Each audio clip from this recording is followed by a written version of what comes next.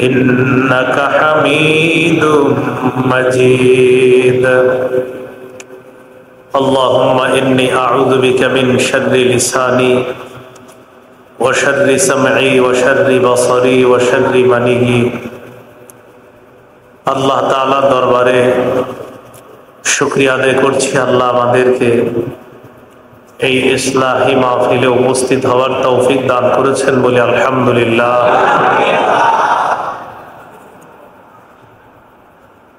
আমার আগে গুরুত্বপূর্ণ আলোচনা পেশ করছিলেন হযরত মাওলানা মুফতি সাঈদ আহমদ দামাত বরকাতুহুল আলিয়া। তার আগে আলোচনা করেছেন মুফতি মাহমুদ বিন হাবিব। তারা উভয়ে জুলুম নির্যাতন সম্পর্কে আলোচনা করেছেন। তারা যে কথাগুলো বলেছে সে অনুযায়ী যেন আমরা আমাদের জীবনটা সাজাইতে পারি, আল্লাহ তৌফিক দান করেন। আমি আপনাদের সামনে ২৭ নম্বর পারার দ্বিতীয় পৃষ্ঠা সূরা জারিয়াতের ৫৬ নম্বর আয়াতে কারিমা তেলাওয়াত করলাম। এই আয়াতে আল্লাহ তাআলা বলেন, ওয়ামা খালাকতুল জিন্না ওয়াল ইনসা ইল্লা লিয়াবুদুন। আমি জিন ইনসানকে সৃষ্টি করেছি ইবাদত করার জন্য। আয়াতে কারিমা থেকে শিখতে পারলাম আমরা এখানে যারা বসা, পৃথিবীতে আমরা যারা মুসলমান, এই মুসলমানদের একটা ধর্মীয় গ্রন্থ হলো আল কোরআন। কোরআনে আল্লাহ মানুষ সৃষ্টির উদ্দেশ্য জানিয়ে দিয়েছেন। জিন ইনসানকে সৃষ্টি করেছে ইবাদত করার জন্য। ইবাদত তো ঈমানদাররা করে, বেঈমানরা তো আর ইবাদত করে না। এই জন্য আল্লাহ তাআলা বলেন, ইয়া আইয়ুহান নাসু উবুদু রাব্বাকুমুল্লাযী খালাকাকুম ওয়াল্লাযীনা মিন ক্বাবলিকুম লাআল্লাকুম তাত্তাকুন। হে মানুষ, তোমরা তোমাদের রবের ইবাদত করো, যিনি তোমাদেরকে সৃষ্টি করেছেন এবং তাদেরকে সৃষ্টি করেছেন যারা তোমাদের পূর্বে গত হয়েছে। আয়াতে মানুষ দ্বারা কি উদ্দেশ্য? আয়াতে আল্লাহ বলছে, হে মানুষ, মানুষ দ্বারা যদি বেঈমান উদ্দেশ্য হয়, বেঈমান মানুষ আছে না যারা ঈমানদার না, বেঈমান, যদি মানুষ দ্বারা বেঈমান উদ্দেশ্য হয় তাহলে আয়াতের অনুবাদ হবে ওয়াহিদু রাব্বাকুম। হে মানুষ, তোমরা তোমাদের রবের একত্ববাদ স্বীকার করো। যদি বেঈমান উদ্দেশ্য হয়, মানুষ দ্বারা যদি ঈমানদার উদ্দেশ্য হয় তাহলে অর্থ হবে তোমরা তোমাদের রবের ইবাদত করো। কারণ ঈমানদাররাই ইবাদত করে, আর বেঈমানরা আগে আল্লাহর একত্ববাদ স্বীকার করতে হবে, এরপর তারা ইবাদত করবে।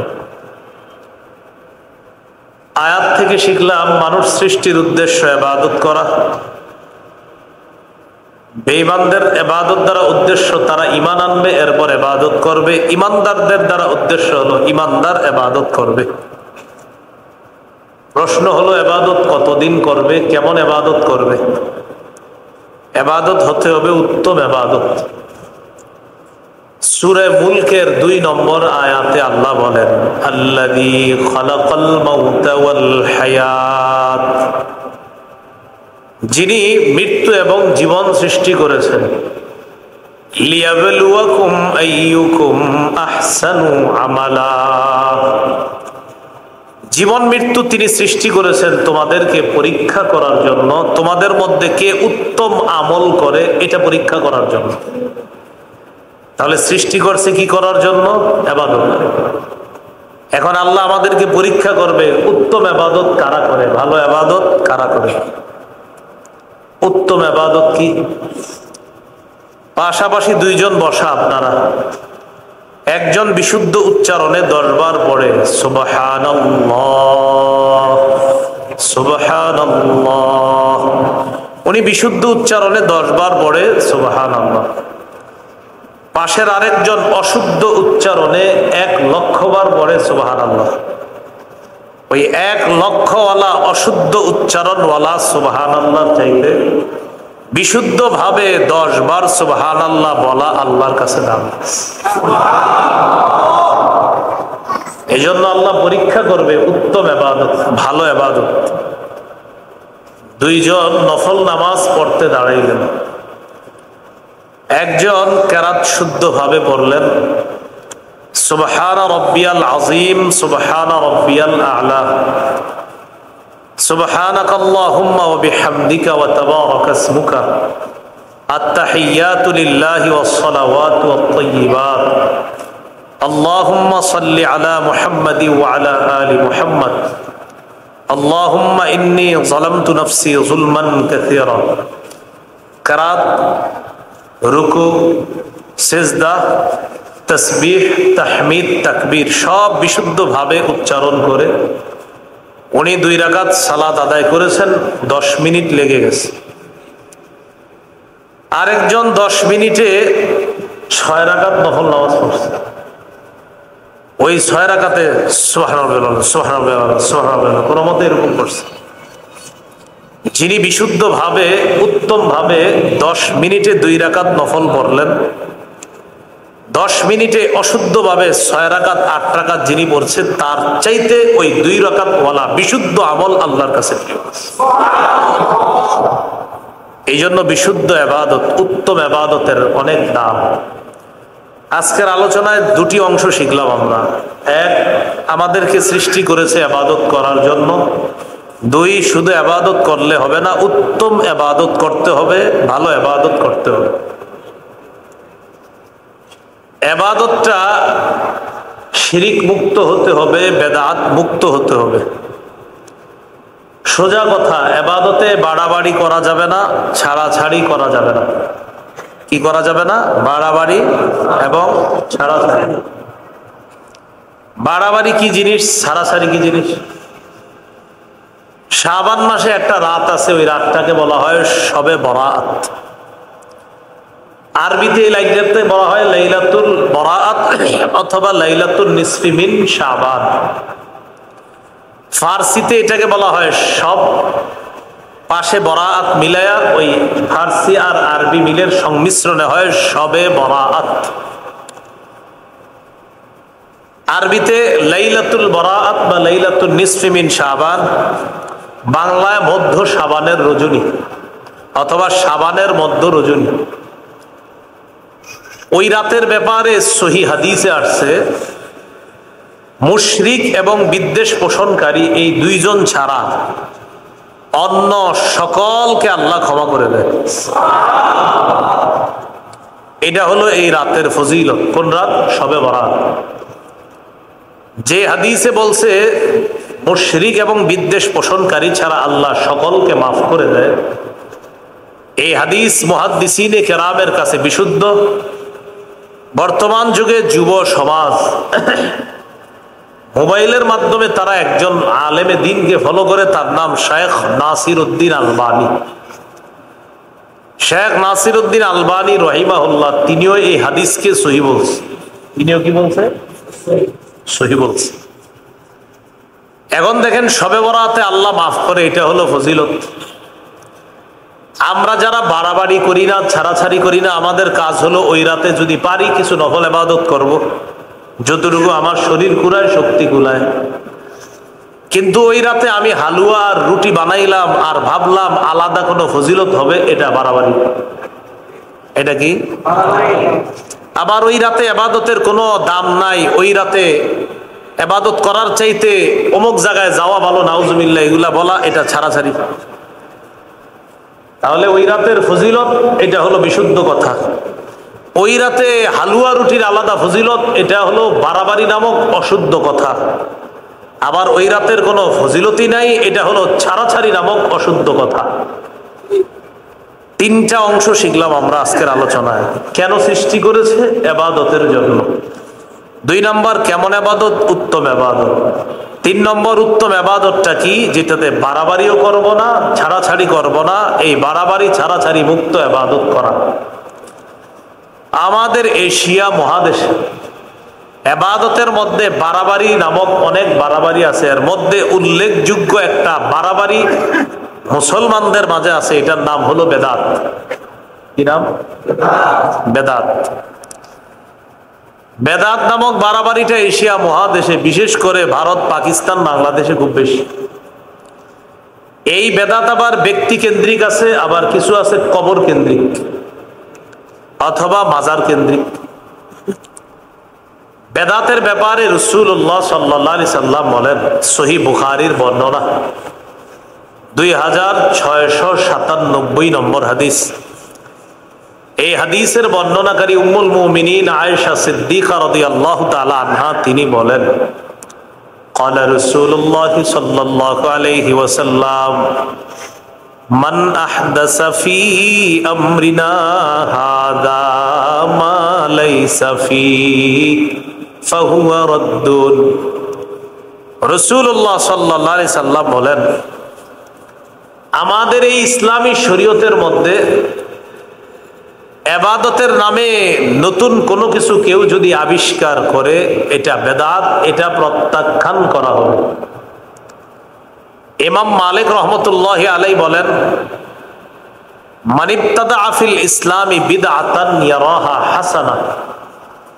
কোন ব্যক্তি যদি ইসলামের মধ্যে কোনো বেদাত চালু করে আর এটাকে যদি সে উত্তম মনে করে,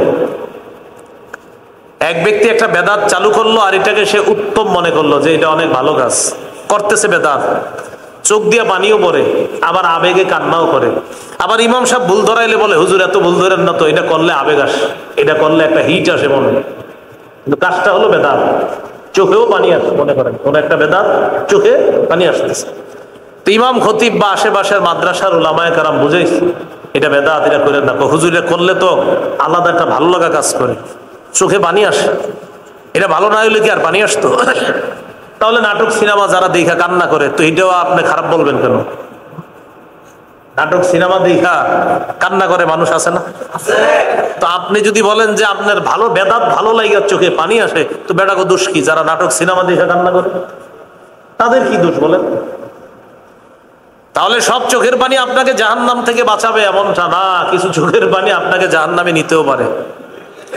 নাটক সিনেমা দেখা যদি কেউ কান্না করে আর আপনি যদি বলেন আহারে লোকটার মন অনেক নরম, তো এটা আপনি কি বলবেন? যিনি আয়েশা সিদ্দিকা রাদিয়াল্লাহু তাআলা আনহা, খাদিজাতুল কুবরা রাদিয়াল্লাহু তাআলা আনহা, অথবা রাসূল সাল্লাল্লাহু আলাইহি সাল্লামের বিভিন্ন সাহাবায়ে কেরাম, তাদের কথা শুনে একজন কান্না করে, আরেকজন নাটক সিনেমা দেখা কান্না করে। দুই কান্না কি এক?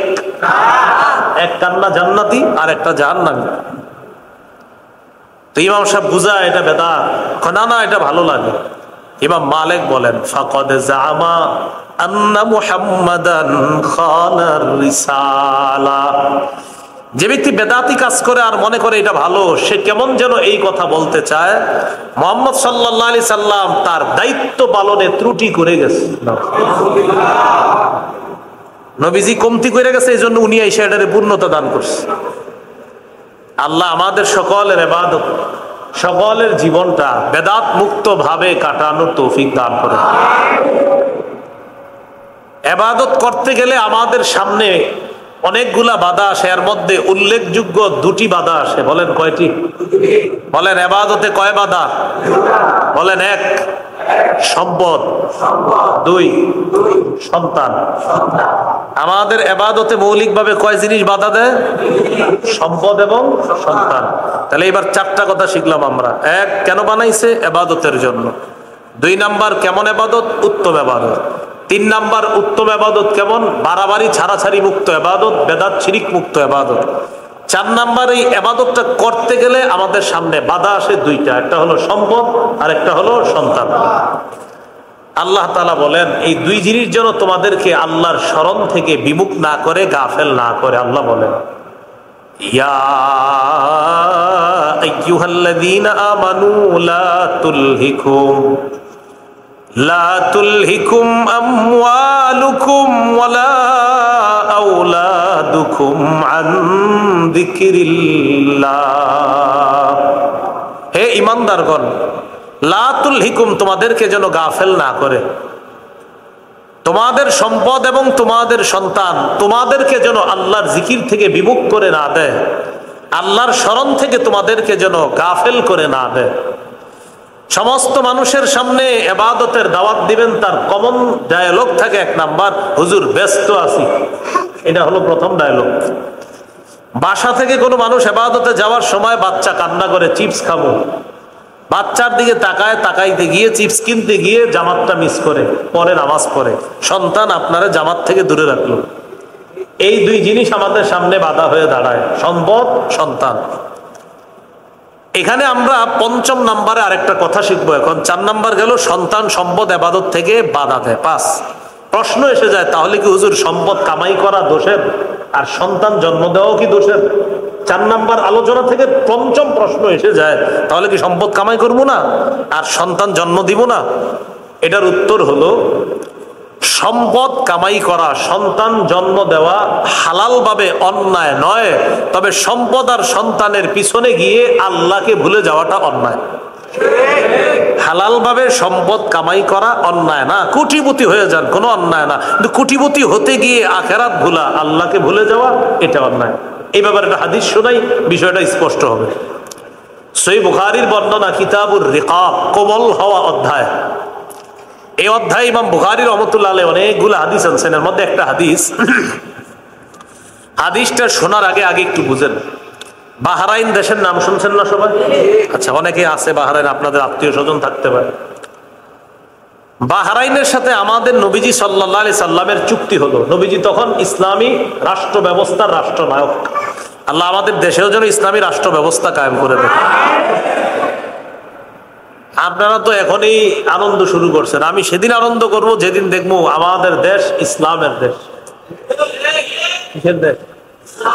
আমাকে অনেকে বলে, আমি দেখি ইসলামের কি হলো, আমাদের দেশে যেদিন ইসলামের দেশ হয়ে যাবে সেদিন হবে মুসলমানদের চূড়ান্ত আনন্দ। আমরা আল্লাহর কাছে দোয়া করি, আজও কালক ইনশাল্লাহ এই দেশেও ইসলামী হুকুমত কায়েম হবে ইনশাল্লাহ। আল্লাহ কবুল করুন। তো ইসলামী রাষ্ট্র ব্যবস্থার রাষ্ট্রনায়ক মুহাম্মদ সাল্লাল্লাহু আলাইহি সাল্লাম বাহরাইনের সাথে নবীজি একটা চুক্তি করলেন, তোমাদের দেশে অমুসলিম যারা, তোমরা সুখে শান্তিতে থাকবা, আমরাই তোমাদেরকে নিরাপত্তা দিব। এখান থেকে একটা বিষয় জানলাম, অমুসলিমদেরকে নিরাপত্তা দেওয়া এটা মুসলমানদের দায়িত্ব। এখান থেকে আরেকটা জিনিস শিখলাম, ইসলাম কায়েম হয়ে গেলে সব ধর্মের মানুষ শান্তিতে থাকবে। ইসলামের রাষ্ট্র ব্যবস্থায় যদি ইসলাম রাষ্ট্র ধর্ম হয়, সবাই সবাই খালি শান্তি খোঁজে, নিরাপত্তা খোঁজে। পুরা দুনিয়ারে জানায়া দেন যে ইসলাম বিজয় করো, সবাই শান্তিতে থাকবে, একদম সব ধর্মের। নবীজি বললেন, অমুসলিম যারা, তোমরাও শান্তিতে থাকবা, তো তোমরা ট্যাক্স দিতে হবে, কর দিতে হবে, জিজিয়া যেটাকে বলা হয়, এটা দিবা। বাহরাইনের গভর্নর বানাইলেন নবীজি আলা ইবনুল হাজরামি, নবীর এক সাহাবী আলা ইবনুল হাজরামি, তাকে বাহরাইনের গভর্নর বানানোর পর নিয়ম হলো তিনি অমুসলিমদের থেকে ট্যাক্স করগুলা নিবে। নেওয়ার পর নবীর পক্ষ থেকে একজন সাহাবী গিয়ে ওই ট্যাক্স বা করগুলা নিয়ে আসবে মদিনা। তো এক্ষেত্রে বাহরাইনের গভর্নরের নাম জানলাম আলা ইবনুল হাজরামি। তিনি কর ট্যাক্স জমা করলেন। নবীজি এগুলো আনার জন্য পাঠাইলেন তার আরেক বিখ্যাত সাহাবী আবু উবায়দা ইবনুল জাররাহ রাদিয়াল্লাহু তাআলা। এত বড় না মনে থাকলে খালি মনে রাখেন আবু উবায়দা। আবু উবায়দা ইবনুল জাররাহকে বাহরাইনে পাঠাইলেন কর নিয়ে আসার জন্য। কর ট্যাক্স মানে হলো সম্পদ, অনেক সম্পদ আনবে। আবু উবায়দা রাদিয়াল্লাহু তাআলা সম্পদ নিয়ে মদিনায় আসলেন। মদিনায় যখন আসছে, ফজরের নামাজের সময় হয়ে গেছে। রাসূলুল্লাহ সাল্লাল্লাহু আলাইহি সাল্লামের সাথে ফজরের নামাজে শরীক হইলেন। আনসারী সাহাবীগণ টের পাইছে যে আবু উবায়দা ইবনুল জাররাহ বাহরাইন থেকে সম্পদ নিয়ে মদিনায় আসছে। হাদিসের ভাষ্য হলো, সামিআতিল আনসার বিকুদুমি আবি উবায়দা ওয়া আন্নাহু জাআ বিমাল। আনসাররা এটা শুনে ফেললো যে নবীর সাহাবী আবু উবায়দা মদিনায় এসেছে এবং তিনি অনেক সম্পদ নিয়ে আসছে মদিনায়। ফাওয়াফাতহু সালাতাস সুবহি মা রাসূলিল্লাহি সাল্লাল্লাহু আলাইহি সাল্লাম, আনসাররা ফজরের নামাজ নবীর সাথে পড়লেন। যিনি মাল আনছে তিনিও বললেন, আনসারী সাহাবীরাও বললেন। দেখবেন এই মসজিদের ইমাম সাহেব ফজর নামাজের পর মুসল্লিদের দিকে ফিরে বসে, আর মুসল্লিরাও তার দিকে ফিরে বসে। অনেকক্ষণ ইবাদত হয়, আমল হয়, জিকির আজগার হয়, তাসবিহাত হয়, এরকম হয় না? নবীজি ফজরের সালাম ফিরাইলেন। সালাম ফিরানোর পর তার রদুলাহু, নবী সাহাবীদের দিকে ফিরে বসলেন। আর সাহাবীরা কি করলেন? অন্য দিনের মতো নবীর দিকে ফিরে বসলেন, তবে আজকে একটু আগায় আগায় বসছে সবাই। অন্যদিন সবাই একটু বসে, আপনারা কিন্তু ফজরের পরে সবাই বসেন হুজুরের দিকে, কিন্তু এর মানে এই না যে হুজুরের কাছে এসে পড়েন, বসে থাকেন যার যার মতো। তো আনসারী সাহাবীরা ওই দিন কি করলো? সালাম ফিরানোর পর নবীর সামনাসামনি হয়ে বসছে, কিন্তু ওই দিন সবাই একটু সামনাসামনি গেছে, তার রদুলাহু, একদম সামনে গিয়ে বসছে। ফাতাবাসসামা রাসূলুল্লাহি সাল্লাল্লাহু আলাইহি সাল্লাম হিনা রাআহু, তাদের এই আগ্রহ আর সামনে বসাটা দেখা নবী বুঝতে পারছে যে সম্পদের কথা শুনছে, তো এই জন্য একটু সামনে সামনে এসে বসছে। নবীজি তাদের এই বসা দেখা একটা মুস্কি হাসি দিলেন। কি হাসি দিলেন? মুস্কি হাসি। মুস্কি হাসি দিয়ে নবীজি বুঝাইলেন, তোমরা যে আজকে এত সামনাসামনি কেন, আমি কিন্তু বুঝতে পারছি। নবী বললেন, আযুন্নুকুম সামি'তুম বিকুদুমি আবি উবায়দাহ ওয়া আন্নাহু জাআ বিমাল, আমার ধারণা হচ্ছে তোমরা এটা জেনে ফেলেছো আবু উবায়দা সম্পদ নিয়ে আসছে মদিনায়। আবার মদিনায় সম্পদ নিয়ে আসার পর সে ফজরের নামাজে শরীক হয়েছে, তাই তোমরাও শরীক হইছো। অনেকে সম্পদের আশায় আমার কাছাকাছি এসে বসছো। কি বলো, আমি সঠিক বলছি না? সাহাবীরা তো মিথ্যা কথা বলে না। সাহাবায়ে কেরাম বললেন, ক্বালু আজাল ইয়া রাসূলুল্লাহ, হুজুর আপনি ঠিকই বলছেন। নবীজি তিনটা কথা বললেন। আমি মূল বিষয়টা বোঝানোর জন্য আসছি। কোন বিষয়টা? 5 নাম্বার, যে হুজুর 4 নাম্বারে শিখছি আমরা সম্পদ আর সন্তান ইবাদতে বাধা দেয়। তো প্রশ্ন এসে গেছে, তাহলে কি সম্পদ কামাই করব না? এটা বোঝানোর জন্য হাদিস টানলাম। রাসূল সাল্লাল্লাহু আলাইহি সাল্লাম 3টি কথা বললেন। আবশিরু, 1 নাম্বার বললেন সুসংবাদ গ্রহণ করো। সুবহানাল্লাহ। তাহলে বৈধ সম্পদের সুসংবাদ গ্রহণ করা জায়েজ আছে। 2 নাম্বার বললেন ওয়া আমিলু মা ইয়াসুররুকুম, তোমাদেরকে যে যা আনন্দিত করবে, যে সম্পদ তোমাদেরকে আনন্দ করবে, আনন্দ দিবে, ওই সম্পদের আশা করো তোমরা। আমি তোমাদের আশা অনুযায়ী তোমাদেরকে সম্পদও দিব। এখান থেকে শিখলাম বৈধ সম্পদ কামনা করাও দোষের না। 1 নাম্বার, বৈধ সম্পদের সুসংবাদ কেউ দিল আপনাকে, আপনি খুশি হবেন। 2 নাম্বার, বৈধ সম্পদের আশা করা, এটাও দোষের না। নবী বললেন আশা করো, এটা অন্যায় না। 3 নাম্বার যেটা বলছে, এটা আমাদের জন্য শিক্ষা। 3 নাম্বারটা মন দিয়ে শোনেন। নবীজি বলেন, মাল ফাকর আখশা আলাইকুম, আমি ইন্তেকালের পর দারিদ্রতা তোমাদেরকে চেপে বসবে, তোমাদের উপর দারিদ্রতা আসবে, এই ভয় আমি নবী করি না। ওয়ালাকিন আখশা আলাইকুম আন তুবসাতা আলাইকুমুদ দুনিয়া কামা বুসিতাত আলা মান কানা ক্বাবলাকুম ফাতানাফাসুহা কামা তানাফাসুহা। আমার আশঙ্কা হয় তোমাদের সামনে অঢেল সম্পত্তি বিছিয়ে দেওয়া হবে, প্রচুর ধন সম্পদ তোমাদেরকে দেওয়া হবে, যেমন দেওয়া হয়েছে অতীত জামানার মানুষের সামনে। তবে তারা ওই সম্পদ কামাই করার জন্য প্রতিযোগিতায় লেগে গেছে। আমার আশঙ্কা হয় তোমরাও সম্পদ কামাইয়ে প্রতিযোগিতা করবা। তবে সবচেয়ে বড় আশঙ্কা কি হয় জানো? তুলহিয়াকুম কামা আলহাতহুম, ওই সম্পদ তাদেরকে যেমন আখিরাত থেকে দূরে সরায়া দিছে, আল্লাহ থেকে দূরে সরায়া দিছে। আমার আশঙ্কা না জানি তোমাদেরকেও তোমাদের এই সম্পদ আখিরাত থেকে দূরে সরায়া দেয়, এটা আমি নবী আশঙ্কা করি। তাহলে 1 নাম্বার সুসংবাদ গ্রহণ করা ভালো সম্পদের জন্য জায়েজ আছে। 2 নাম্বার ভালো সম্পদ আশা করা জায়েজ আছে। 3 নাম্বার নবী আশঙ্কা করলেন বেশি সম্পদ কামাই করতে গিয়ে তোমরা আল্লাহরে ভুলে যাবা। আমার এই আশঙ্কা হয়। নবীজির এই আশঙ্কাটা কি এখনো সত্য হইতে বাকি আছে না হয়ে গেছে? এটা হলো ভয়। তাহলে বৈধ সম্পদ কামাই করা দোষণীয় না, কিন্তু বৈধ সম্পদ কামাই করতে গিয়ে বেশি সম্পদের আশায় আল্লাহকে ভুলে যাওয়া, এটা হলো অন্যায়। আজকের আলোচনার 5 নাম্বার শিক্ষাটা আমরা শিখলাম, আমরা হালাল সম্পদ কামাই করব, কিন্তু কামাই করতে গিয়ে আল্লাহ থেকে যেন আমরা বিমুখ হয়ে না যাই। আল্লাহ আমাদের সকলকে তৌফিক দান করুন। রয়ে গেল আপনার দোকানদার দোকানদার শাটার লাগায়, মুয়াজ্জিন কয় কদ কামাতিস সালাহ, কদ কামাতিস সালাহ।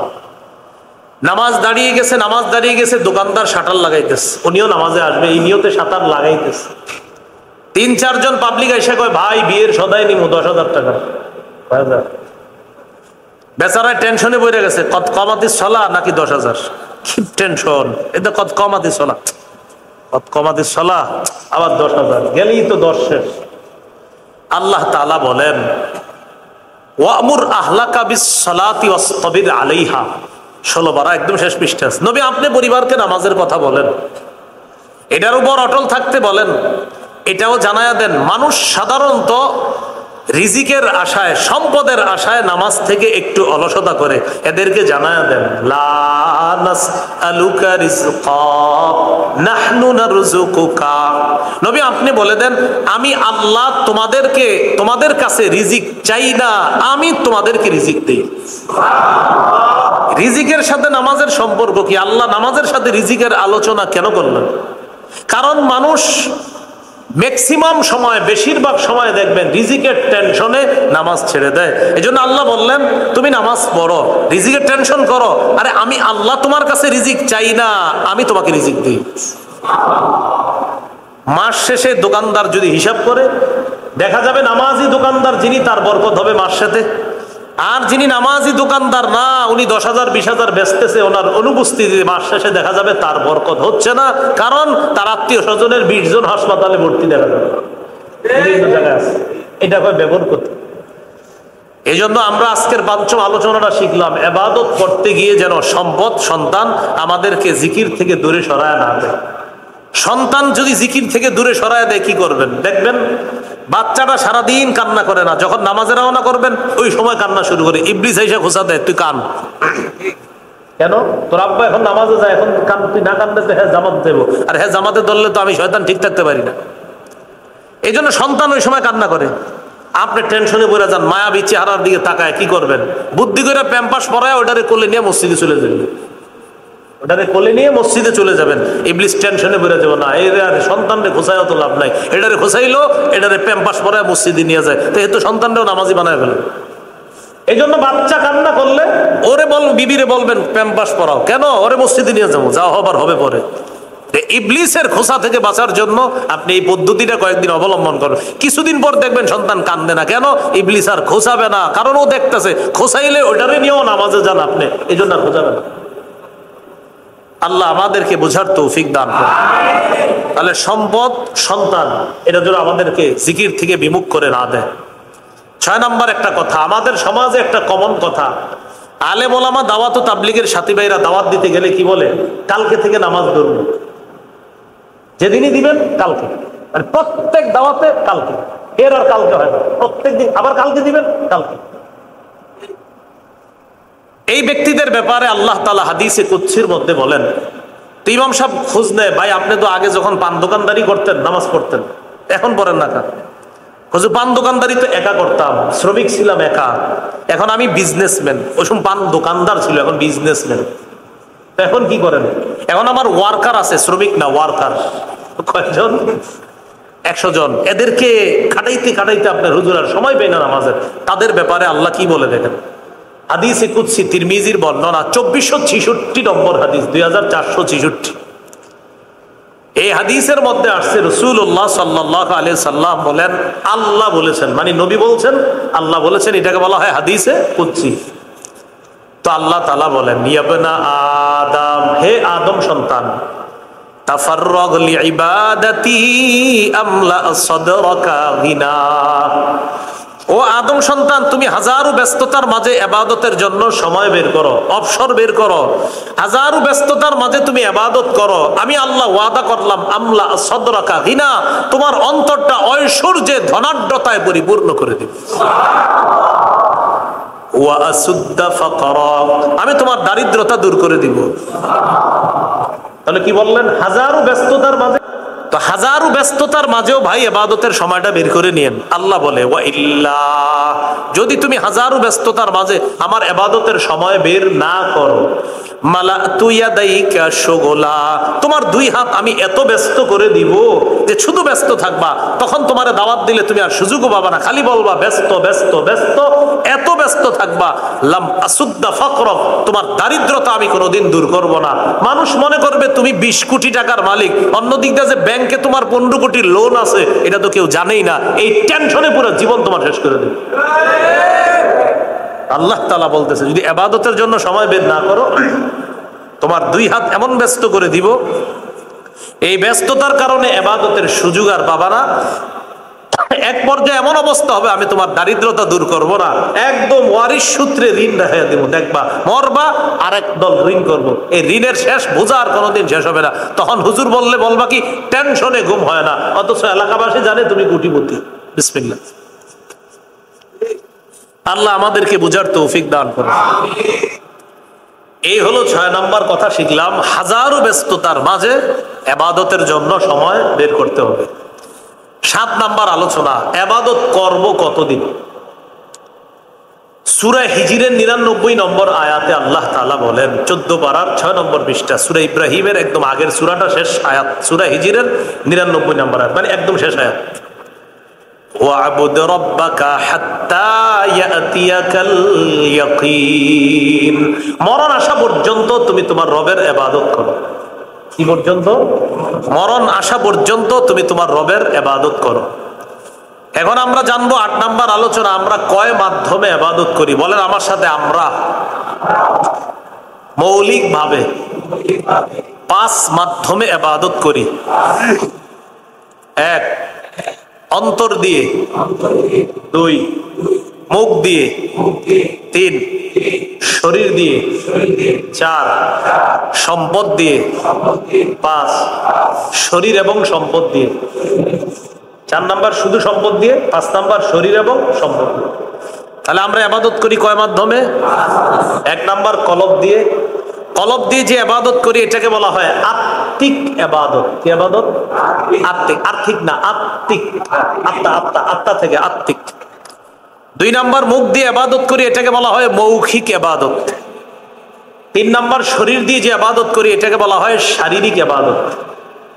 4 নম্বর সম্পদ দিয়ে যে ইবাদত করি এটাকে বলা হয় আর্থিক ইবাদত। 5 নাম্বার সম্পদ এবং শরীর দিয়ে যে ইবাদত করি এটাকে বলা হয় আর্থিক এবং শারীরিক ইবাদত। তাহলে 5 নাম্বারটা 2টার সংমিশ্রণে, অর্থ সম্পদও লাগবে, শরীরও লাগবে। 1 নাম্বার কলব দিয়ে যে ইবাদত করি এটাকে বলা হয় আত্মিক ইবাদত। কলবের ইবাদতটা কি? কলবের অনেক ইবাদত আছে, এর মধ্যে কলবের একটা ইবাদত হলো বিশুদ্ধ নিয়ত করা। বলেন কি করা? আজকে এশার নামাজ পড়তে আসছেন, এই কলবে এই নিয়ত করে আসছেন এশা পড়বেন, এই বিশুদ্ধ নিয়ত হওয়া। সহিহ বুখারীর প্রথম হাদিস 1 নম্বর হাদিসে আছে, قال رسول الله صلى الله عليه وسلم انما الاعمال بالنيات। রাসূলুল্লাহ সাল্লাল্লাহু আলাইহি সাল্লাম বলেন আমলের প্রতিদান নির্ভর করে বিশুদ্ধ নিয়তের সাথে। নিয়ত বিশুদ্ধ হবে, আমলের প্রতিদান দেওয়া হবে। এজন্য আমরা সমস্ত আমলের আগে নিয়ত পরিশুদ্ধ করা, এটা হলো আত্মিক ইবাদত, নিয়ত বিশুদ্ধ করা। অন্তরের আরেকটা ইবাদত হলো ইখলাস। বলেন তো কি? ইখলাস। আল্লাহ তাআলা বলেন ওয়ামা উমিরু ইল্লা লিয়াবুদুল্লাহা মুখলিসিনা লাহুদ্দিন। মানুষকে ইবাদতের জন্য আদেশ করা হয়েছে মুখলিসিনা লাহুদ্দিন, মানুষকে আদেশ করা হয়েছে তারা যেন দ্বীনকে আল্লাহর জন্য একনিষ্ঠ করে, খাঁটি ভাবে তারা একনিষ্ঠ ভাবে আল্লাহর জন্য ইবাদত করে। ইখলাস আর ইত্তিবা যদি পারেন, এই 2টা শব্দ মনে রাখবেন, সারা জীবন কাজে লাগবে। বলেন ইখলাস, ইত্তিবা। বলেন ইখলাসের সাথে আমল করলে সেই আমলকে খাঁটি আমল বলে, ইত্তিবায়ের সাথে আমল করলে সে আমলকে বিশুদ্ধ আমল বলে। কোন আমল যদি খাঁটি এবং বিশুদ্ধ হয় সে আমল আল্লাহ কবুল করবে। ইখলাসের সাথে আমল করলে খাঁটি, ইত্তিবায়ের সাথে আমল করলে বিশুদ্ধ। ইখলাসের সাথে আমল মানে আল্লাহর জন্য আমল করলে এটাকে বলা হয় খাঁটি আমল। ইত্তিবা মানে নবীর তরিকা অনুযায়ী আমল করলে এটাকে বলা হয় বিশুদ্ধ আমল। এশার নামাজ কেউ যদি 5 রাকাত পড়েন, তাসবিহাত সঠিকভাবে আদায় করলেন, ইখলাসের সাথেই করলেন, তো আপনি সব ভালোভাবেই করলেন, খাঁটি হইল কাজটা, কিন্তু বিশুদ্ধ হয় নাই। খাঁটিভাবেই সুবহানা রাব্বিয়াল আলা করছেন, খাঁটিভাবেই সব করছেন, কিন্তু বিশুদ্ধ হয় নাই। কেন? এশার নামাজ 4 রাকাত, 5 রাকাত না, 4 রাকাত যদি পড়তেন তাহলে হয়তো বিশুদ্ধ। এই জন্য আমলের মধ্যে 2টা গুণ থাকতেই হবে। একটা হলো খাঁটি, খাঁটি হবে যদি আমলটা আল্লাহর জন্য করেন। 2 নাম্বার বিশুদ্ধ, বিশুদ্ধ হবে যদি নবীর তরিকা অনুযায়ী করেন। সারা জীবন যত কাজ করবেন আপনি নিজে চিন্তা করবেন কাজটা আল্লাহর জন্য করলাম কিনা, নবীর তরিকা অনুযায়ী করলাম কিনা। এই 2 গুণওয়ালা আমল যদি হয় আল্লাহ কবুল করবেন। হাদিসের একটা কিতাব আছে নাসাই, এই কিতাবের 3140 নম্বর হাদিস। রাসূলুল্লাহ সাল্লাল্লাহু আলাইহি সাল্লামকে এক ব্যক্তি প্রশ্ন করলেন, আরাআইতা রাজুলান গাজা ফি সাবিলিল্লাহ ইয়ালতামিসুল আজরা ওয়াদ যিকরা মা লাহু ইয়া রাসূলুল্লাহ। নবীজিকে বললেন, ইয়া রাসূলুল্লাহ সাল্লাল্লাহু আলাইহি সাল্লাম, এক ব্যক্তি জিহাদ করছে, তার উদ্দেশ্য 2টা। জিহাদের উদ্দেশ্য কয়টা? 1 নাম্বার ইয়ালতামিসুল আজরা, সে সওয়াব কামাই করবে, 1 নাম্বার নিয়ত। 2 ওয়াদ যিকরা, তাকে মানুষ বড় বাহাদুর বলবে, বলবে ওর মতো এরকম মুজাহিদ দুনিয়াতে ছিল না। এই 2 নিয়তে, 2 উদ্দেশ্যে সে জিহাদ করছে। 1 নাম্বার উদ্দেশ্য সওয়াব কামাই করা, 2 নাম্বার উদ্দেশ্য মানুষ বলবে লোকটা বড় মুজাহিদ ছিল।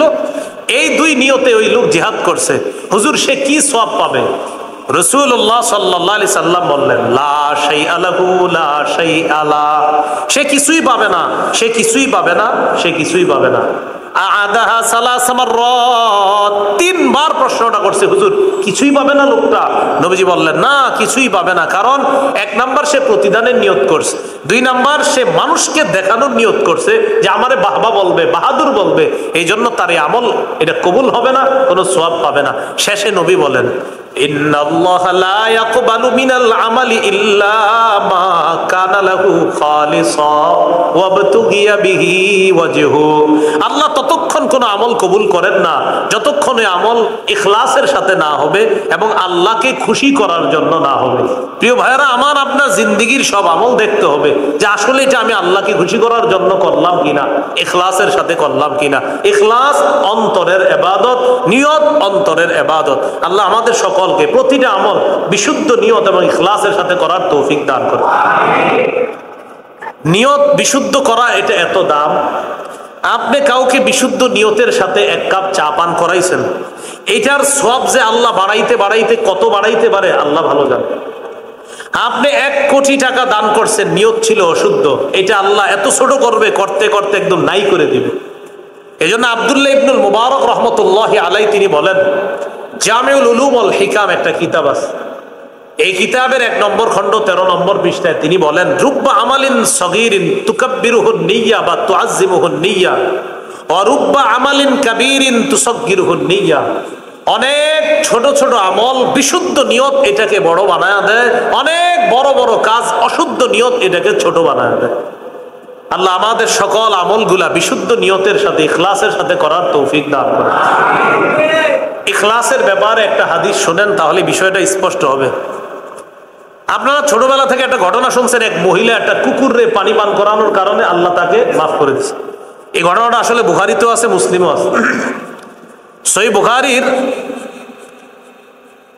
6467 নম্বর হাদিস, 4667 নম্বর হাদিস, আরো বুখারীর অনেকগুলা জায়গায় এই হাদিসটা আছে। রাসূলুল্লাহ সাল্লাল্লাহু আলাইহি সাল্লাম বলেন, একবার বনি ইসরাইলের মধ্যে একটা কুকুর, বনি ইসরাইলের এলাকার আশেপাশে একটা কুকুর, ইউতিফু বি রাকিয়া, কূপের আশেপাশে এটা ঘুরতেছে, একটা কূপের আশেপাশে।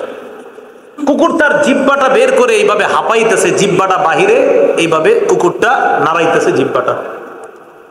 তো কুকুর তার জিহ্বা বের করে বুঝাইতেছে পানির পিপাসা লাগছে, কিন্তু পানি পান করতে পারতেছে না, কূপে নামতে পারতেছে না। কাদায়াতুলহুল আচ্ছু অবস্থা এমন যে সে মারা যাবে যাবে অবস্থা, এমন অবস্থা হয়ে গেছে কুকুরটা। ফারাআতহু বাগিয়্যুম মিন বাগায়া বনি ইসরাঈল।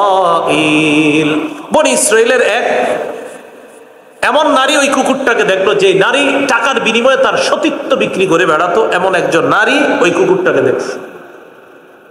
তো দেখার পর তার অন্তরে মায়া লাগছে যে আল্লাহর একটা প্রাণী মাখলুক এইভাবে কষ্ট পাইতেছে। ফানাজাআত মুকাআহা, মৌজা খুলছে, খোলার পর পানি দিয়ে ভিজায়া, ফাসাকাতহু, ওই মৌজা পানি দিয়ে ভিজায়া মৌজার পানিটা কুকুরের মুখে দিছে। ফাগুফিরা লাহা বিহি, নবী বলেন শুধু এই আমলটা আল্লাহর জন্য হওয়ার কারণে তার অতীতের এই ভয়ঙ্কর অপরাধগুলো আল্লাহ মাফ করে। বলেন তো ইবাদত কয় মাধ্যমে করি? ভুলে গেছেন? 5 মাধ্যমে। 1 নাম্বার, অন্তর দিয়ে ইবাদত করি। এই জন্য ইবাদতের ক্ষেত্রে অন্তরের অনেক দাম। অন্তর পরিশুদ্ধ করা এটা জরুরি। ওমর ইবনে আব্দুল আজিজ রহমতুল্লাহ আলাইহির নাম শুনছেন? উমাইয়া শাসকদের মধ্যে সবচাইতে ন্যায়পরায়ণ শাসক যাকে বলা হয়। 99 হিজরিতে তিনি শাসক হন, 101 হিজরিতে তিনি ইন্তেকাল করেন। বয়সও তিনি বেশি পায় নাই, 62 হিজরিতে জন্ম। 101-এ মারা গেলে কত হয় বয়স? 39 বা 40 এরকম। মাত্র 2 বছর শাসন ক্ষমতায় ছিল। সারা দুনিয়াবাসীকে আবার উমর ইবনুল খাত্তাবকে স্মরণ করায় দিয়েছে। তার মাঝে মানুষ উমর ইবনুল খাত্তাব রাদিয়াল্লাহু তাআলা আনহুর শাসন আমল আবার ফিরে পেয়েছে। তার জামানায় শাসন ব্যবস্থা এত সুন্দর ছিল যে মানুষ এইভাবে বলা বলি করে, কুকুর আর বাঘ একসাথে পানি পান করবে তো একজন আরেকজনের উপর আক্রমণ করবে না কেন? ওমর ইবনুল আব্দুল আজিজের জামানা, এটা মানুষের বলা বলি করা। এইভাবে তিনি আমানত ইনসাফ সারা দুনিয়াতে প্রতিষ্ঠিত করেছিলেন। তিনি জুমার নামাজের মিম্বরে দাঁড়ায় বলতেন, আইয়ুহান নাস, হে লোক সকল, আসলিহু সারাইরাকুম, হে মানুষ তোমরা তোমাদের ভিতরটা সুন্দর করো, সংশোধন করো, তোমাদের ভিতরের জায়গা, গভীরতা, এগুলাকে একটু সুন্দর করো। ভিতরে যে কত খারাপই লুকায়া থাকে তোমাদের, এটা তোমরা একটু সাফ করো, সুন্দর করো। তাহলে আমরা আমাদের এই কলবটাকে সদা সর্বদা হিংসা, বিদ্বেষ, পরশ্রী, কাতরতা, লোভ, লালসা ইত্যাদি থেকে মুক্ত রেখে কলবের ইবাদতগুলো যেন সুন্দরভাবে করতে পারি। আল্লাহ তৌফিক দান করেন। একটু আমার সাথে বলেন, লা ইলাহা ইল্লাল্লাহ। পড়েন সবাই, বলেন আমার সাথে, এই কালিমা মুখে উচ্চারণের পাশাপাশি অন্তরে লালন করা। এই লা ইলাহা ইল্লাল্লাহর বিষয়টা অন্তরে লালন করাটাও অন্তরের ইবাদত। যেমন রাসূলুল্লাহ সাল্লাল্লাহু আলাইহি সাল্লাম বলেন, ইয়াখরুজু মিনান নার মান ক্বালা লা ইলাহা ইল্লাল্লাহ ওয়া ফি কলবিহি ওয়াজনু শাঈরাতিন মিন খায়র ওয়া ফি রিওয়ায়া ওয়া ফি কলবিহি ওয়াজনু বুররাতিন মিন খায়র ওয়া ফি কলবিহি ওয়াজনু যাররাতিন মিন খায়র। 3টা শব্দ বলছে। গম পরিমাণ, জব পরিমাণ, অনু পরিমাণ ঈমান যদি কারো অন্তরে থাকে, জব পরিমাণ, অনু পরিমাণ, সরিষা পরিমাণ লা ইলাহা ইল্লাল্লাহর এই বিশ্বাস যদি কারো অন্তরে থাকে, নবী বলেন সে জাহান্নাম থেকে একদিন না একদিন বের হয়ে সে জান্নাতে প্রবেশ করবে। লা ইলাহা ইল্লাল্লাহ মুখ দিয়ে স্বীকার, এটা ঠিক আছে, অন্তরে লালন করা, আসলে আল্লাহ ছাড়া কোনো ইলাহ নাই, এটা অন্তরে লালন করার নাম আত্মিক ইবাদত। সহিহ বুখারীর একটা হাদিস শুনেন, 1237 নম্বর হাদিস। কিতাবুর রিকাকে হাদিসটা আছে লম্বা, এখানে আছে শর্টে। নবীজি সাল্লাল্লাহু আলাইহি সাল্লাম একদিন রাতের বেলা চাঁদের আলোতে হাঁটতেছে। নবীজির সাহাবী আবু যর দূর থেকে নবীজিরে ফলো করতেছে। তো তিনি বলেন, নবীজি একা একা হাঁটতে দেখে আমি ভাবলাম নবী একা হাঁটাটাই মনে হয় পছন্দ করে, থাক একাই হাঁটুক, আমি যাব না। তো রাসূল সাল্লাল্লাহু আলাইহি সাল্লাম একা হাঁটতেছে। হঠাৎ ফালতাফাতা, নবীজি তাকাইলেন। তো নবী তাকায়া দেখলেন কেউ একজন দূরে হাঁটতেছে। নবীজি বললেন, মান, কে? এভাবে বললেন। তো আবু যর গিফারি বললেন, আবু যর, হুজুর আমি আবু যর। ও আচ্ছা আবু যর, জি, আরে তাআল, আসো এদিকে আসো। এতক্ষণ ছিলেন দুইজন দূরে। একটু কল্পনায় আনেন বিষয়টা, রাতের বেলা চাঁদের আলো, আশেপাশে কেউ নাই, নবী আছে এক জায়গায়, নবীর সাহাবী আরেক জায়গায় হাঁটতেছে। হঠাৎ নবী একজনকে দেখছে, দেখা বললেন, কে? তো আবু যর গিফারি রাদিয়াল্লাহু আনহু বললেন, হুজুর আমি আবু যর। ও আচ্ছা আবু যর, তাআল, এদিকে আসো। তাহলে এতক্ষণ ছিলেন দূরে, এখন হয়ে গেলেন কাছে। কাছে নেওয়ার পর নবীজি বুঝাইতেছে, ইন্নাল মুকসিরিনা হুমুল মুকিল্লুন।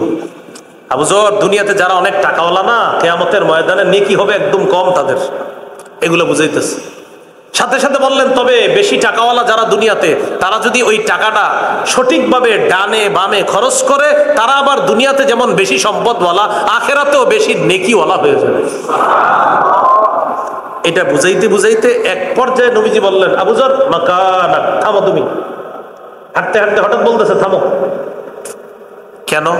তা তুমি থামো, আর সামনে যাইবা না, ঠিক আছে? অন্য বর্ণনায় আসছে লা তাবরাহ মাকানাক হাত্তা আরজিআ ইলাইক। আবু যর, তুমি এখানে আমি আসার আগ পর্যন্ত বসে থাকবা, অপেক্ষা করবা, নড়বা না, যা হবার হবে, তুমি উঠবা না, তুমি এখানে থাকবা। নবীজি কোথায় জানি চলে গেলেন তারে রাইখা। আবু যর গিফারি রাদিয়াল্লাহু তাআলা আনহু বলেন, ফালাবিসা আন্নী ওয়া আতালা লুবসা। নবী লম্বা সময় আমার থেকে দূরে রইলেন, আমি আর নবীজির দেখতেছি না। এক পর্যায়ে নবী কোথায় যেন যাইতেছে, যাইতে যাইতে যাইতে যাইতে এমন হয়ে গেল হাত্তা তাওয়ারাল হিজাব, পর্দার মতো হয়ে গেল, আমার থেকে আড়াল হয়ে গেলেন, আর আমি নবীরে দেখতেছি না। হইতে পারে না আমি এই জায়গায় আমারে দাঁড় করায় গেলেন, সোজা রাস্তায় যাইতেছেন, রাতের বেলা কিন্তু একটা সময় আমি আর আপনারা দেখবো না, অনেকটা দূরে গেলে। তো নবী তার সাহাবীকে বললেন এখানেই থাকবা, আমার যা হবার হবে, তুমি কিন্তু এখান থেকে নড়বা না, আমি আসার আগ পর্যন্ত। নবীজি চলে গেলেন, তার দৃষ্টি থেকে আড়াল হয়ে গেলেন। তো উনি বৈশা রয়েছে, অপেক্ষা করে, আরে নবী আসে না কেন, আসে না। হঠাৎ একটা বিকট আওয়াজ শুনছে, শব্দ শুনছে, ভয় পেয়ে গেছে। ঘটনা কি হইলো? তাড়াতাড়ি রওনা করবে, উঠছে রওনা করার জন্য, মনে পড়ে গেছে এই যা হবার হবে, নড়বা না। এইটা মনে পড়ার কারণে আবার ওখানে স্থির হয়ে গেছে, নড়ে না। কিন্তু মনটা খারাপ, আরে নবীর কোনো বিপদ হইল কিনা। অনেকক্ষণ তাকানোর পর দেখে কেউ একজন আসতেছে, ভালো করে তাকায় দেখে আল্লাহ রাসূল সাল্লাল্লাহু আলাইহি সাল্লাম আসতেছে। নবীজি কার সাথে জানি কথা বলতেছে।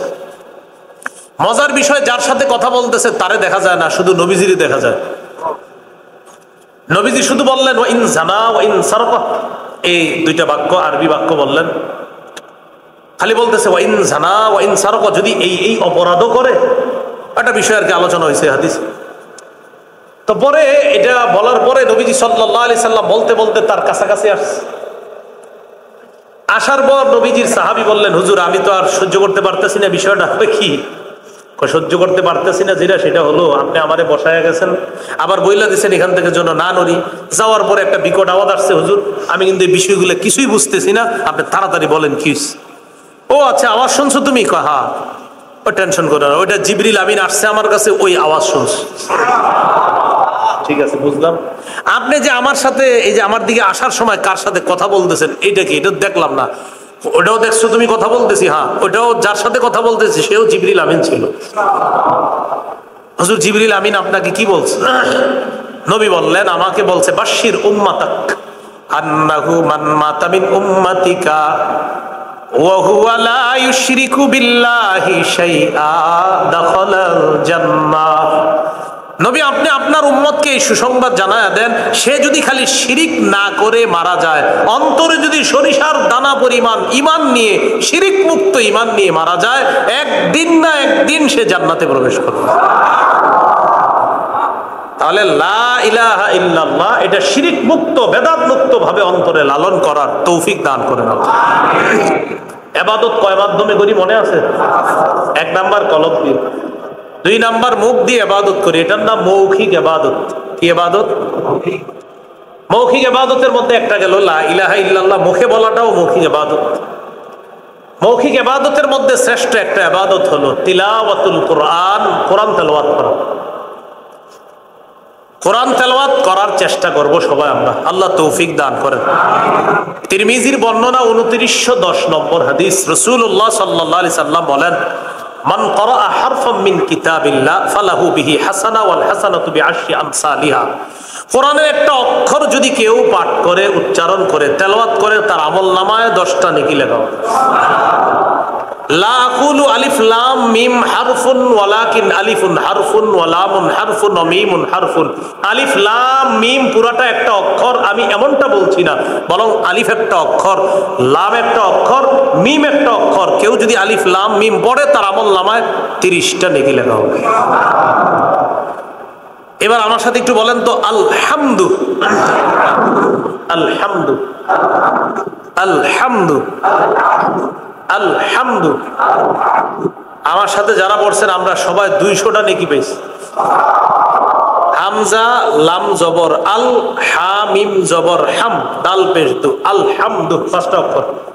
তাহলে 5 অক্ষরে 50 নেকি। আমরা পড়ছি মোট 4 বার, 4 বারে কত? 200। বাকি আমি পড়ছি 5 বার। আমার সাথে আপনারা পড়েন নাই শেষের বার, এই জন্য তো এটা আমি 250 বার। আপনারা আমার থেকে 50 কম আছে। আবার বলে ফেলেন আলহামদু, এবারও 50 কম, কারণ আমি তো বলছি। এবার আমার ছাড়া আপনারা বলেন, এবার সমান সমান। বিষয়টা এই, এটা কেন বুঝাইতেছে? আপনারা নেকি হইতেছে, ইয়াকিন করেন, এটা নিশ্চিত আল্লাহ নেকি দিতেছে। তাহলে এবার মাথায় আনেন, সকালবেলা যে কায়দা পড়ায় আপনার বাচ্চাকে বক্তব্যের হুজুর, উনি কি পরিমাণ সওয়াব পায়। বেত একটা হাতে নিয়ে, আব্দুর রহমান তুই এদিকে পড়, হামজা লাম জবর আল, হামিম জবর হাম, দাল পেশ দু। তুই বাচ্চাও পড়ে হামজা লাম জবর আল, হামিম জবর হাম, আল হাম, দাল পেশ দু, আলহামদু। আব্দুর রহিমা বা জবর বা, শিন জবর শাহ, বাসা, র জবর র, বাসা র। তুমি আসো তো, একের পরে এক তিনি যে পড়াইতেছে, কি পরিমাণ সওয়াব তার আমলনামায় যাচ্ছে। তো এই জন্য বক্তব্যের হুজুর ভাইবা 3000 টাকার চেয়ে বেতন আর বাড়াবেন না। হ্যাঁ, নুরানি পড়ায়, তাই বেতন 7000, 8000, 10000 এরকম রাখা। কারণ এর তো আপনার বাজার সদায় করা লাগে না, এমনি অন্যদের বাজার লাগে, এদের বাজার লাগে না। বিষয়টা কি এরকম? তো যাই হোক, আল্লাহ আমাদেরকে কথাগুলো বুঝার তৌফিক দান করেন। তাহলে কোরআন তেলাওয়াত করা এটা মৌখিক ইবাদত। আল্লাহ আমাদের সকলকে তেলাওয়াত করার তৌফিক দান করেন। কোরআন তেলাওয়াত উচ্চ আওয়াজেও করতে পারেন, আবার চুপে চুপেও করতে পারেন। মসজিদের কোনায় বৈশাও পড়তে পারেন, আবার রাতে বিবি সন্তানরা যখন ঘুমায় তখন চুপে চুপেও পড়তে পারেন। তিরমিজির বর্ণনা 1333 নম্বর হাদিস, একের পরে 3টা 3, কত হয়? 1333 না, 1 3 3 3, 1333। এই হাদিসে আসছে রাসূল সাল্লাল্লাহু আলাইহি সাল্লাম বলেন, আল জাহিরু বিল কোরআন কাল জাহিরি বিস সাদাকা ওয়াল মুসিররু বিল কোরআন কাল মুসিররি বিস সাদাকা। প্রকাশ্যে কোরআন তেলাওয়াত করা, প্রকাশ্যে সদকা করার মতো সওয়াব, গোপনে কোরআন তেলাওয়াত করা, গোপনে সদকা করার মতো সওয়াব। তাহলে মৌখিক এই কোরআন তেলাওয়াতের ইবাদতটা আমরা করব তো ইনশাআল্লাহ। আল্লাহ তৌফিক দান করেন। মৌখিক ইবাদতের মধ্যে আরেকটা ইবাদত জিক্রুল্লাহ, আল্লাহর জিকির করা। বলেন, কার জিকির করা? বলেন সুবহানাল্লাহ, আলহামদুলিল্লাহ, লা ইলাহা ইল্লাল্লাহ, আল্লাহু আকবার। আমরা বিশুদ্ধভাবে পড়বো ইনশাল্লাহ। এগুলা একদম এরকম না এরকম না, একদম বিশুদ্ধভাবে সুন্দরভাবে পড়বো, বিশুদ্ধভাবে। আমি সত্যি বলছি, আপনারা বিশুদ্ধভাবে একটু ইবাদত শুরু করেন। যেমন সুবহানা রাব্বিয়াল আযীম, সুবহানা রাব্বিয়াল আ'লা, খুব ইতমিনার সাথে পড়ে পড়ে নামাজ শুরু করেন। আপনি দেখবেন যে মজা পাবেন, অবশ্যই আপনি মজা পাবেন, না পাইলে টাকা ফেরত। মজা পাবেন আপনি। হ্যাঁ, দেখেন এইভাবে সুন্দরভাবে আস্তে আস্তে বিশুদ্ধভাবে ইবাদত করেন, সত্যি বলছি অনেক মজা পাবেন আস্তে আস্তে। তাহলে আমরা তাড়াহুড়া করবো না, ইবাদতের মধ্যে খুব ধীরস্থির ভাবে জিকির করব। আল্লাহ তৌফিক দান করেন। রাসূলুল্লাহ সাল্লাল্লাহু আলাইহি সাল্লামের এক সাহাবী নবীজির কাছে আসছে, সহজ সরল সাহাবী। নবীজির আয়েশা বলতেছে, আখবিরনি বিআমাল, হুজুর এমন একটা আমল বইলা দেন আমারে, যে আমলটা আমি নিয়মিত খুব বেশি করতে পারবো, বাকি যেটা আমার জন্য কষ্টকর না হলো। আয়েশা বলতেছে, ইন্না শারাইআল ইসলাম কদ কাসুরাত আলাইয়া, হুজুর ইসলামের এত বিধিবিধান আপনি বলেন, আমি কিচ্ছু মনে রাখতে পারি না। ওই সহজ সরল তো হুজুর, আমি কিছু মনে রাখতে পারি না, আপনি আমার সংক্ষেপে কিছু শিখিয়ে দেন। আতাশাব্বাসু বিহি, যেটা আমি নিয়মিত করব, আর এটা করার পরে আমি যেন জান্নাত পাওয়া যাই, এমন একটা আমল আমারে শিখান। রাসূল সাল্লাল্লাহু আলাইহি সাল্লাম বললেন, লা ইয়াজালু লিসানুকা রাতবাম মিন যিকরিল্লাহ, তোমার এই জিহ্বাটা যেন সদা সর্বদা আল্লাহর জিকিরে তরুতাজা থাকে, এমন অবস্থায় যদি মৃত্যুবরণ করো জান্নাতে যাবে। তুমি জিকির করবা বেশি বেশি। সাহাবী কয়, হুজুর আমার তো মনে থাকে না, তো নবী শিখিয়ে দিলেন জিকির করবা, জিকির করবা বেশি বেশি, তুমি জিকির করবা। এই জন্য ভাইয়ারা, আমরা সময়গুলো নষ্ট করব না। অটোতে বসে রয়েছেন, বাসে, ট্রেনে, যেখানে বসা আপনি সময়গুলো নষ্ট। আর বর্তমানে আমাদের এমন একটা সময় চলতেছে, এখন কথা বলার সময়। কি বলা কথা, মানে যে কোনো কারণে যাই হোক আমাদের দেশের পরিস্থিতি পাল্টে গেছে। তো দেখবেন 4-5 জন খালি কথা বলবে, মানে বুঝাবে ওনারা আসলে আমেরিকা শাসন করার যোগ্যতা রাখে। মানে যাই হোক, এই দেখবেন চারোদিকে খালি 5 জন 6 জন খুব কথাবার্তা বলা, চুপচাপ এটা এমন হলে হইতো, না না না না এইভাবে না ওইভাবে হইলে। আরে ভাই আপনি ঠিক আছে তো, এটা নিয়ে তো ভাবতেছে, আপনি আল্লাহর রাস্তায় সুবহানাল্লাহ পড়েন, আলহামদুলিল্লাহ পড়েন না, আপনি এই জায়গায় এটা বলার কোনো লাভ তো হইতেছে। সময়গুলা কাজে লাগানো, দেখবেন আপনি 5-6 জন একসাথে শুধু শুধু আলাপ, আর চা দোকানগুলো খুব জমছে দেখবেন। তো এই জন্য আমি, চা খাবেন না এমন না, চা তো খাবেন, তো চা দোকানে 3 জন বসলে জিকিরের আলোচনা করেন, নামাজের আলোচনা করেন, ইবাদতের কথা বলেন। আমি বলতে চাইলাম অনর্থক কথা বইলা সময়গুলা নষ্ট করবেন না, আল্লাহ তৌফিক দান করেন। তো এলে আমরা সময়গুলা কাজে লাগাবো, বলেন ইনশাআল্লাহ। এটা আমার সাথে বলেন, লা ইলাহা ইল্লাল্লাহ। কখনো যদি কোনো পেঁচালের মজলিসে বইরা যান, কোনো পেঁচাল যে মজলিসে হয়, তো আপনি উঠতে পারতেছেন না, বসতেও পারতেছেন না, বসলে উল্টা পাল্টা কথা শুনতে হয়, আবার উঠে গেলে বন্ধুরা কয় কি অহংকারী দেমাক দেখায়, তখন আপনি কি করবেন? এইভাবে হা করে হাতের দিকে তাকায় থাকবেন না, তাকান না, দেখেন পড়েন আমার সাথে, লা ইলাহা ইল্লাল্লাহ, পড়েন পড়েন, লা ইলাহা ইল্লাল্লাহ। দেখেন ঠোঁট লাগে না, এবার আবার পড়েন আর খেয়াল করেন ঠোঁট লাগে কিনা, লা ইলাহা ইল্লাল্লাহ, ঠোঁট লাগে? এবার মন দিয়ে শোনেন আমি কি করি। মনে করেন আমি একটা এরকম মজলিসে আছি যেখানে সময় কাজে লাগাইতে পারতেছি না, বসতেও পারতেছি না, উঠতে পারতেছি না, তখন এই যে এইভাবে থাকবেন, লা ইলাহা ইল্লাল্লাহ করলে ঠোঁট লাগে না, হেরা মনে করবো মন দিয়ে কথা শুনতেছেন, আর রাসূল বলতেছে আরশের দরজা খুলতেছ।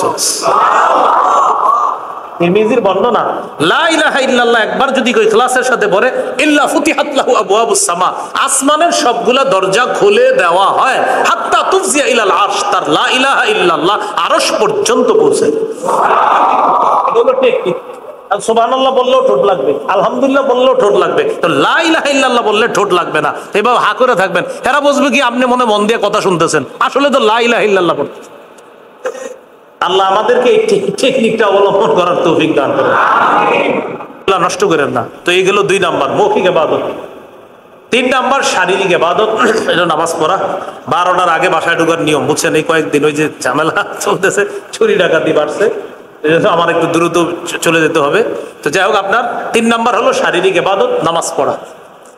3 নাম্বার শারীরিক ইবাদত, নামাজ পড়া, এটা একটা শারীরিক ইবাদত। রাসূলুল্লাহ সাল্লাল্লাহু আলাইহি সাল্লাম বলেন, তোমাদের কারো বাড়ির সামনে একটা পুকুর আছে, এই পুকুরে যদি সে দৈনিক 5 বার গোসল করে, তার শরীরে কি কোনো ময়লা থাকবে? সাহাবীরা বললেন না। নবীজি বললেন, ফাযালিকা মিসলুস সালাওয়াতিল খামস ইয়ামহুল্লাহু বিহিন্নাল খাতায়া। কেউ যদি দৈনিক 5 বার নামাজ পড়ে, তার ভিতর বাহিরের সমস্ত নাপাকিগুলা আল্লাহ ধুয়ে মুছে সাফ করে দিবেন, তার গুনাহগুলা আল্লাহ ধুয়ে মুছে সাফ করে দিবেন। তাহলে আমরা 5 ওয়াক্ত নামাজ পড়বো, বলেন ইনশাআল্লাহ। 4 নাম্বার আর্থিক ইবাদত, সম্পদের ইবাদত, যাকাত দেওয়া। অনেকের উপর 1 লক্ষ টাকা যাকাত আসে, যাকাত দেয় হলো 30,000 টাকা, বাকি থাকে 70,000।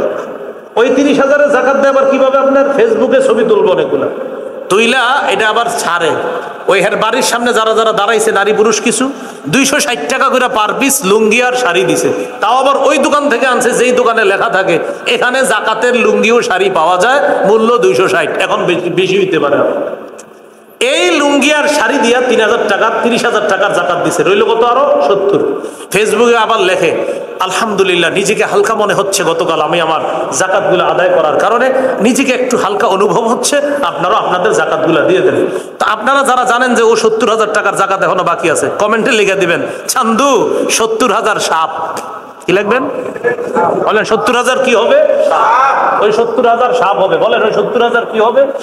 বুখারীর বর্ণনা, রাসূলুল্লাহ সাল্লাল্লাহু আলাইহি সাল্লাম বলেন, মান আতাহুল্লাহু মালান ফালাম ইউআদ্দি যাকাতা, যারে আল্লাহ সম্পদ দিয়েছে সে যদি যাকাত না দেয়, মুসিলা লাহু ইয়াউমাল কিয়ামাতি শুজাআন আকরা, কিয়ামতের ময়দানে ওই অনাদায় যে যাকাতের সম্পদটা, ওইটা বিষধর সাপে রূপান্তরিত হবে, পা থেকে পেঁচায়া গলা পর্যন্ত আইসা এইভাবে ফনা ধরে বলবে, আনা কানজুকা আনা মালুকা, আমি তোমার সঞ্চিত সম্পদ, আমি তোমার অনাদায়ী সেই যাকাত, যে যাকাত তুমি আদায় করো নাই। তাহলে 1 লক্ষ টাকা যাকাত আসছে, 30,000 দিলে পুরোটা আদায় হলো না? 70,000 বাকি আছে। এই জন্য বকেয়া যাকাত গুলো আদায়, এটা আর্থিক ইবাদত। সদকা করা আর্থিক ইবাদত। 5 নাম্বার আর্থিক এবং শারীরিক ইবাদত, এটা হলো হজ করা। কি করা? হজ করতে শরীরও লাগে, টাকাও লাগে, এই জন্য এটা হলো আর্থিক এবং শারীরিক ইবাদত। এই আমরা জানলাম আজকে 5 মাধ্যমে ইবাদত করি। 1 নাম্বার আমাদেরকে বানাইছে কি করার জন্য? 2 নাম্বার কেমন ইবাদত? 3 নাম্বার ইবাদত কি মুক্ত হতে হবে? বাড়াবাড়ি, ছাড়াছাড়ি, বেদাত মুক্ত ইবাদত হতে হবে। মনে আসেনি কথাগুলা? 4 নাম্বার ইবাদত করতে গেলে কয় শ্রেণী বাধা হয়? সম্পদ এবং সন্তান। 5 নাম্বার সম্পদ হালাল ভাবে কামাই করা কি নিষেধ? নিষেধ না, বরং কি নিষেধ? সম্পদ কামাই করতে গিয়ে আল্লাহকে ভুলে যাওয়া নিষেধ। 6 নাম্বার ব্যস্ততার দোহাই দিয়ে কি ইবাদত ছাড়া যাবে? কেউ যদি ব্যস্ততার দোহাই দিয়ে ইবাদত ছেড়ে দেয়, তাকে আল্লাহ আরো ব্যস্ত করে দিবে, তার দারিদ্রতা কখনো কি হবে না? দূর হবে না। 7 নাম্বার ইবাদত কতদিন করব? মৃত্যু পর্যন্ত। ভুলে গেছেন ইবাদত কতদিন করব? 8 নাম্বার কয় মাধ্যমে ইবাদত করি? আল্লাহ আমাদের সকলকে ইবাদত সংক্রান্ত যে কথাগুলো শুনলাম, আমরা সবাই যেন আমাদের জীবনটা ইবাদতের মাধ্যমে আমরা সাজাতে পারি, কাটাইতে পারি। আল্লাহ তৌফিক দান করেন। সুবহানাল্লাহি ওয়া বিহামদিহি, সুবহানাকাল্লাহুম্মা ওয়া বিহামদিকা, আশহাদু আল্লা ইলাহা ইল্লা আনতা, আস্তাগফিরুকা। আপনাদের যাদের মিম্বরের আমানত লাগবে, কিতাব সংগ্রহ করবেন গাড়ি থেকে। মিম্বরের আমানত আমার সংকলন করা এই কিতাবটা যারা নেবেন, আমি বলবো নেওয়ার পরে পড়বেন। সাধারণ জনগণ থেকে ওলামায়ে হযরত যারা, সবাই পড়বেন। প্রথম খণ্ড সন্তানের 64টা অধিকার, এটা জামাই বউ দুইজন মুখস্থ করে ফেলবেন। কোন খণ্ডটা? প্রথম খণ্ড।